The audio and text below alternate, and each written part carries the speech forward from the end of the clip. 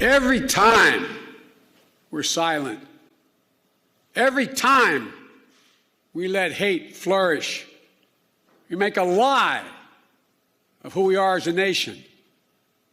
I mean it literally. We cannot let the very foundation of this country continue to be eaten away like it has been in other moments in our history and happening again. An historic step forward this afternoon in the country's fight against the surge in anti-Asian hate.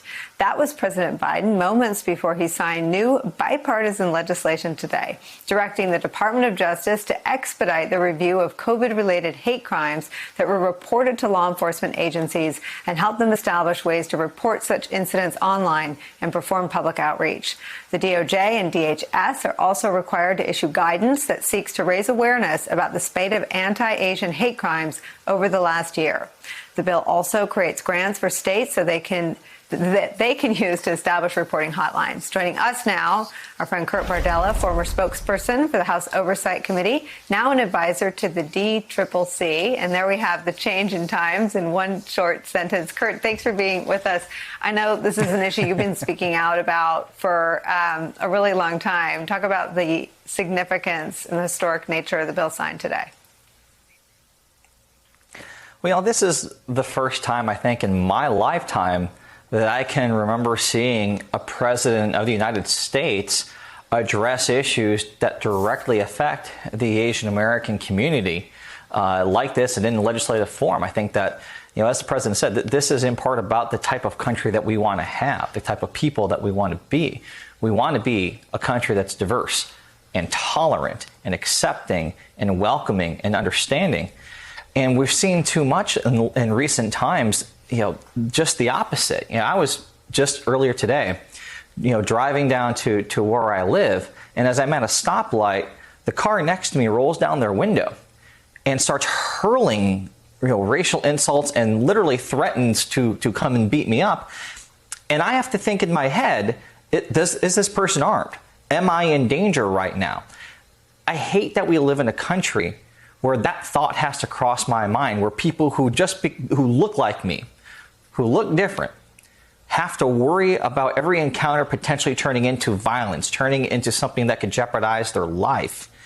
And hopefully today was one important and meaningful first step in our collective effort to start addressing that and talking about it and educating people and showing as a society that we are not going to be tolerant of that type of behavior, that we are not going to allow all communities of color to feel like they have something to fear by just going through everyday activities. I mean, even as this debate has reached the national forefront in consciousness, we've seen violence against Asian Americans rise. We see every day reports surface about people being attacked and assaulted and harassed, and it has to stop. So, Kurt, one of the things we know is that the violence goes undercounted because it's unreported. Did you take down a license plate and report the attack on you?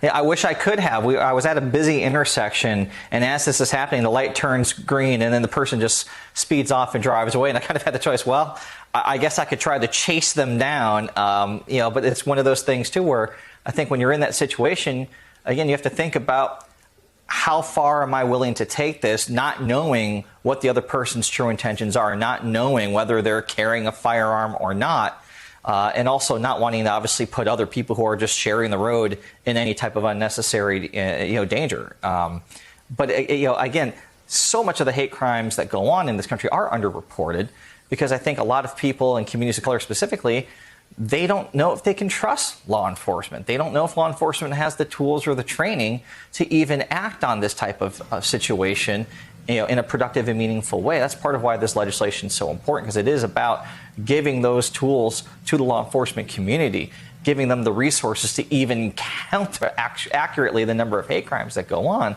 But underlying all of that and why this is such a challenge, again, not just for Asian Americans, but I think for all communities of color, there is a distrust right now with law enforcement. And that's something that at the root we have to address and fix. So I'm asking this because in my own life, I know this is real. Elderly Asian Americans are terrified. They don't want to go to the market alone or be out of the apartment in the evening when it's dark.